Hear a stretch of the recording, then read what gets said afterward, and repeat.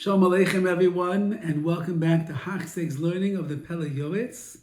Today is day number 173, Erev Shabbos Kodesh, and we are embarking on a major chapter here, maybe one of the longest ones that we have learned so far, called Dibor, called speech. As we are going to see, it is something that occupies much of our time and our day and our lives, and could be that all of our schar in the world to come is dependent on our dibur, on our speech, and all of the punishments that are waiting in the world to come could be dependent on our speech, and therefore it behooves us to learn the proper way that a yid is supposed to use the koyach hadibur, the power of speech that Hashem has given us.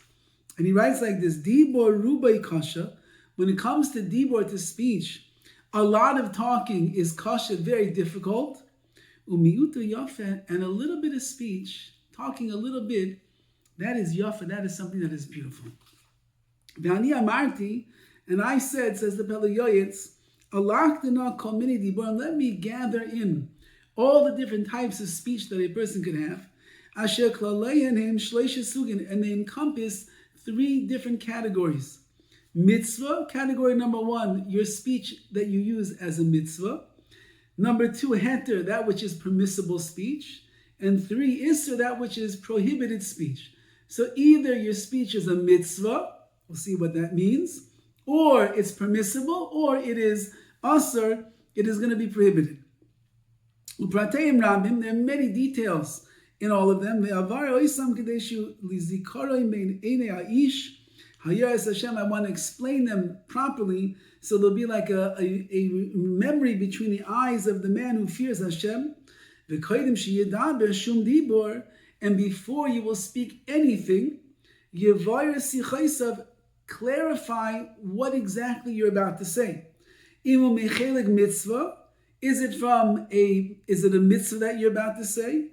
Or heter, or permissible, bli shum tzad nidnud isser, without any possibility of isser, prohibition at all, then you daber, then you can speak it. If it's a mitzvah or it's completely permissible, then speak.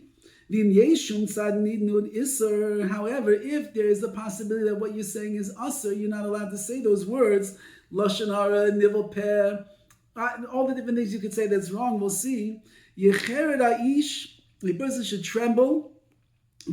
Face and be unsettled. Make yourself like a mute and don't open your mouth. If there's any concern that what's about to come out of your mouth is something that is asr, if you have nothing nice to say, don't say anything at all. The pihu, all of the effort that a person makes in this world is the pihu, is for his mouth. Rabbi what does that mean? All of the evil that will befall a person in the world to come is what he sinned with his mouth in this world. Furthermore, it says all of the mitzvahs and good deeds that a person did, and all of the hard work and effort that he expended in learning Torah. It's not enough to guard him from what he did sinfully with his mouth.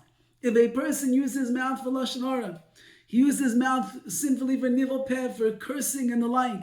He spoke badly about other people. He put people down, and who knows all the different things that he could. He spoke about inappropriate subject matter.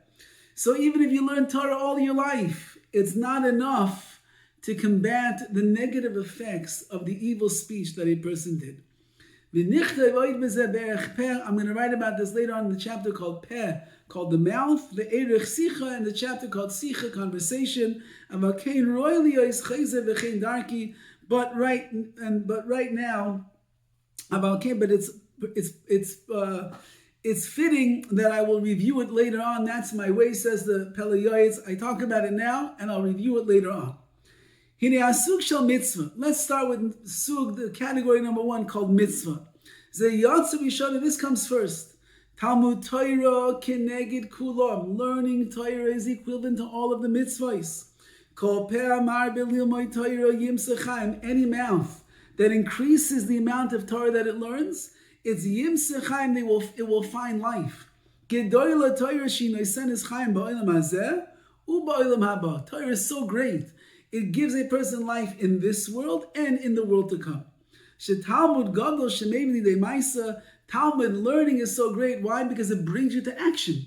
How can you do a mitzvah if you don't know what the boundaries and the laws of the mitzvah are? So you might want to keep Shabbos, but if you don't know how to keep Shabbos, you'll never do it. You might want to put on tefillin, but if you don't know the halachas of tefillin, how to wrap them, how to put them, the brachas, you won't be able to do it. So Talmud Torah is so precious and so great because it's maybe the maisa. It brings you to action, to performance of the mitzvahs. All Yiddishkeit and all perfection in your midos, in your character, videos, and the way that your outlook on life, it all comes through the perfection that you achieve in the Torah. And the segula, the treasure of Torah it is the tavlin, it is the spice, so to speak, the antidote to the Yetzer Hara. It gets rid of it fires out, so to speak, the ruach hatumah, the spirit of impurity inside of a person. V'tiharo v'kitsha, it will purify a person, v'kitsha, and sanctify that person. V'alkein yitzray shelo adam mizgaber alav ma'od levad leminad, and that's why the Yetzer Hara of a person is working very, very hard against you, to be mevalta you, to get you away from learning Torah. Ki yedeya ki kilosai, because the Yetzer Hara knows that the Torah is the destruction of the Yetzer Hara. It is his greatest downfall. It is the kryptonite of the Yetzer Hara, is the Torah. It will destroy him. And therefore, he tries very hard to keep you out of the Beis Midrash, keep you away from learning. You're about to go to a shiur, your wife calls on the phone, and you turn around and you go back home. You're about to learn, and suddenly your phone rings and it's somebody else. Or you get caught with one of these things that we scroll all the time, and you miss the shiur. Come to the shiur, you fall asleep in the shiur. The Yetzer Hara does everything that he possibly can to remove you from learning Torah. Come and take a look.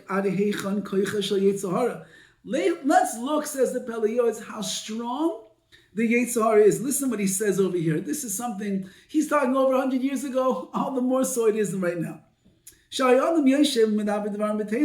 A person sits around and he speaks nonsense.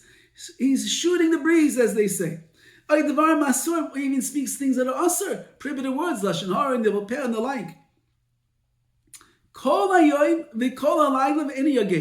He can speak it all day long, all night long, and he never gets tired. You listen to people talk sometimes, talk. They just get more energy, more energized. They have more and more power to be able to speak. They never get tired.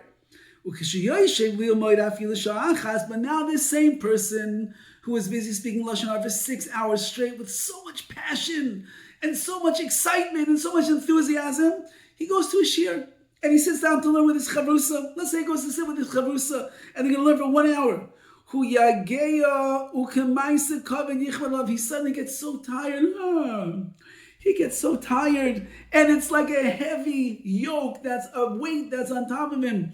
I'm so tired. That's such a long day. Well, you were just talking for 6 hours about other people. Now you're coming to sit and learn Torah for 1 hour.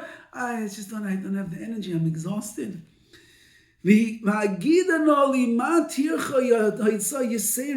Tell me, says the Pele Yoetz, what is the tircha? What is the hard? What's the effort over here? And the Hoitzah, he said, the more that you have to expend. You have to do more when you're learning Torah than when you're speaking Devar B'Telem, wasted words. On the other hand, everybody knows. Everybody knows that when you learn Torah, you bring schar, you bring reward. You will eat your fruits in this world. And the main reward is going to be in the world to come. That's what you're getting when you learn. And you give pleasure to the Rebbeinu Shalom. Even if the whole day you would say one pasuk in the Torah that has no targum, that has no greater meaning except the sister of Leighton is Timna, that's all that you say all day long. One pasuk, these 3 words. Every time you review that pasuk, which has a very simple meaning, nothing deep, nothing mystical, there's no even perush on it. HaKadosh Baruch Hu gives you reward for saying such a thing. So that's the Koyach HaTorah. So why is a person getting groggy? Why are they not learning? Why are they saying, oh, I'm too tired, I'm too this, I can't make it? Why? Kol Kavel Dina, on the other hand, says the Pele Yoetz Bidvar Miteilim Asur, when it comes to wasted words, frivolous words, and words that are also that we're not allowed to speak. Asi liten esadin. In the future, we're going to have to give an accounting. I feel I'll see even on a small conversation that we had. Ein zekim royal. So how can it be that when it comes to Torah, which gives us reward in this world and the world to come, over there we have no koyach. We get so tired and groggy, we're yawning, we're falling asleep, putting our head stachin all day long when we sit down to learn. When it comes to Devarim B'Teilim, these wasted words, Devarim Yisurim, Lashon Hara, a person has all the power in the world to speak. How does that work? Ein zeh ki'im roya leiv. This is all because of the wicked, bad heart that a person has. Ki yetzer leiv adam rami nu'urav. The yetzer leiv, that inclination in the heart of a person is rami nu'urav, it's evil from his youth. Lepesach chatas roives, sin is crouching by the door. You're like a tinoik, like a child that is running away from school. But someone that's a bardas, which means you got a brain in your head, you'll understand in your heart, HaKadosh Baruch Hu created the Yitzhak for the benefit of man, not to destroy us, to help us. That's what it says in the Midrash. That HaKadosh Baruch Hu looks back at creation and he says on the last day it was Toiv Ma'oid. What is the Ma'oid? What is very good about the last day of creation? Yetzer Hara. It helps us. Says the Pele Yoetz, when you force, when you subdue, when you control the Yetzer Hara, that's how you get the schar, that's how you get rewarded. The more that you will subdue your Yetzer Hara, you are giving great pleasure to the Rebbeinu Shalom. Therefore, you have to control and subdue the Yetzer Hara. So you should be shayked, diligent in your studies. B'chol eis, all the time, shupani, any time that you are free. Afilu al korchai, even if you have to push yourself against your will. Shaloi b'tavasai. It doesn't feel so comfortable sometimes to push yourself to learn. Your mind someplace else, you're busy, you're tired, you're this, you're that, you're hungry, who knows what's going on. But you have time that you can sit down and learn right now. Let's take advantage. Even though right now, loi b'tavasai, it's not the most enjoyable, geschmacka thing that you're doing. You get accustomed to it. When you get accustomed to learning more and more and more and more, you look forward to that learning. V'saif, and at the end of the day, shenase ha'yetzer hara reya, the yetzer hara, that word reish ayin, which is ra, we switch the vowels around, you have reya, he becomes your friend. The yetzer hara becomes your friend, he assists you in getting closer to Hashem. He pushes against you, and you push back against him and subdue him and conquer him. Now you're getting closer to the Rebbeinu Shalom. All your desires that the Yetzer Hara is trying to put inside of you, they'll die inside of your heart. It will become sweet to you. It will become a pleasure, which means what the Yetzer Hara trying to do to take you away from a Torah, take you away from Hashem, you'll conquer him. You'll be victorious against him, and then all of your learning, all the Torah, is going to become sweet, and they won't be able to keep you away from it because you'll be looking for every opportunity to use your mouth for the words of Divrei Torah, which will bring you schar in Olam Hazeh and Olam Haba and the world to come. All the best.